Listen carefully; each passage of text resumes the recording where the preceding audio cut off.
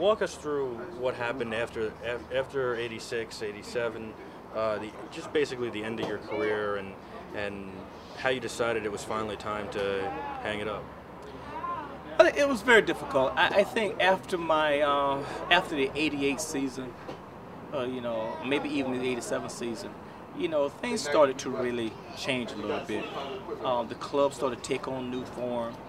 They started going in a different direction, and the direction that the club was going, I didn't seem to fit in those plans. They were bringing in new people, they were trading people, and I really didn't know how I fitted in.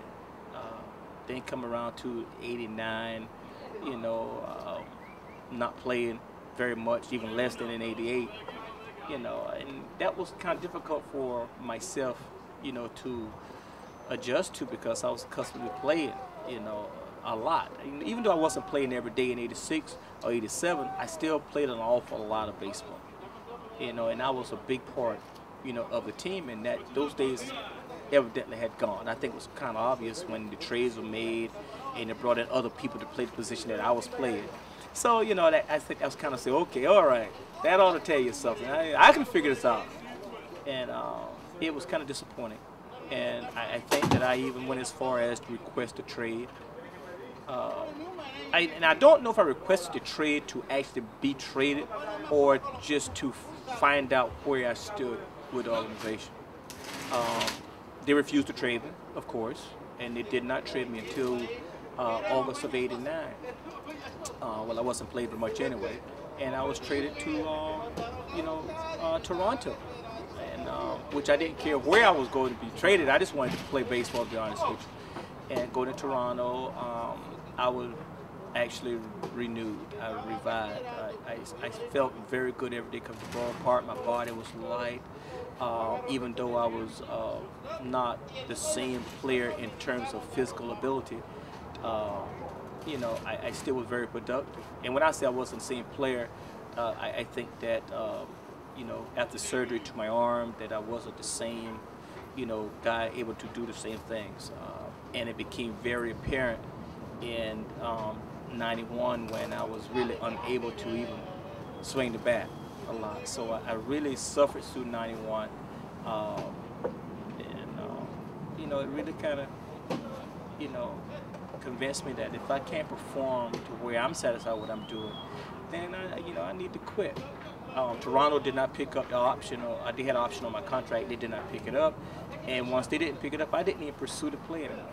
I said, I can't compete with the kids out there. If I can't perform at the peak level, then I'm not gonna have fun. I just can't just go out there and say, well, hey, I'm Mookie Wilson, give me a job. I couldn't do that, so I decided to just call it quits. And it was a good move on my part, because I swore that the day when I stopped having fun, that I would not stay in the game. And I did. I kept that promise to myself, and I don't regret it one bit. Now, how'd you make the transition into becoming a coach and coaching? From player to coach is actually, it's not an easy transition for a lot of people. For me, it was a little easier because I think I quit because I felt it was time for me to quit.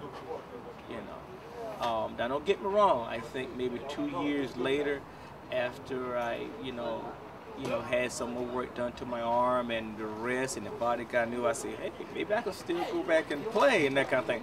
And that's a normal feeling. That's a normal feeling. But as far as from player to coach, I thought it's a pretty smooth transaction. I took 2 years off doing nothing, and then I decided to give coaching a shot. I love teaching baseball. I always have loved teaching baseball, and I think that's the one thing that I will never give up. But I made that transition very, very nicely. There were some things that I had to adjust, and that's just expectations of other players. You don't expect players to do what you did or the way you do it all the time.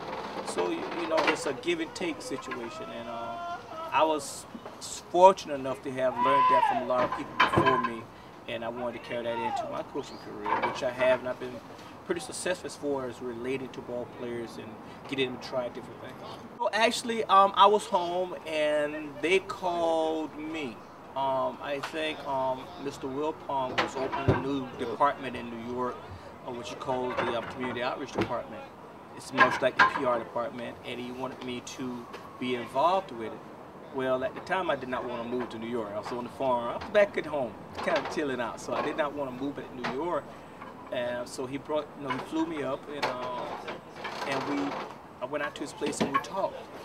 And he said, "Well, I would like for you to try, to work with us on this." And I said, "All right." But since I don't want to do it full time, I like to be on the field. So he said, "Okay, let's do it this way. You do a little bit for me up here, then you do a little bit of roving instruction in the minor leagues, and we see how you like it." I said, "That sounds like a pretty good deal." So that's how I kind of eased back into it like that, and he was very, very gracious to give me the opportunity to do that. So I had some experience up here at the front office level and then on the field level. So that's how I got into coaching. I rolled for 3 years, and then when the job became available at the major league level, I was offered the job. What's the best advice you could give to young players? Man, it depends on the player. The best advice, you can never say what the best advice is, because it depends on what the player is trying to achieve. You have to find out what a player is trying to achieve, what he wants to do, and then you try to give him advice on that in that area. But no matter what a player does, he has to be very patient and honest with himself. You can't assume that you're better than you are. Don't assume you're worse than you are. And I think that's a pretty solid thing to give any player. Just give an honest effort, and then let's see where the chips fall. Then let's go from there. What do you think it's like for a young guy to walk in here and, wow, that's Mookie Wilson? I don't know if any players do that. They walk in and say, "Oh, that's the guy that hit the ball between Button's legs." That's what you usually hear.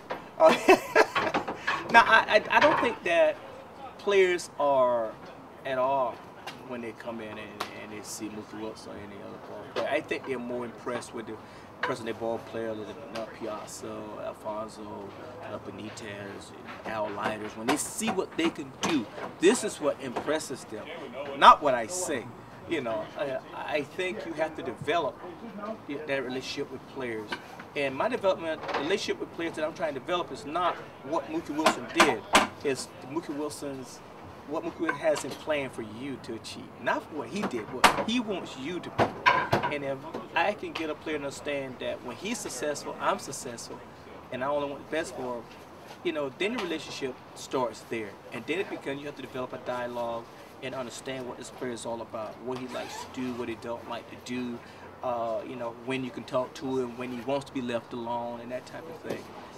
This is the kind of relationship that I look at. I don't ever want a player to come in with his eyes wide open and say, "That's Mookie Wilson right there." Because then I don't think it can be an effective coach in that sense. Where do you see yourself in 10 years? Do you want to stay with the Mets, or do you want to maybe move somewhere else and be a manager? In 10 years, see, that's a very, very loaded question right there. Because in 10 years, I would like to be in baseball.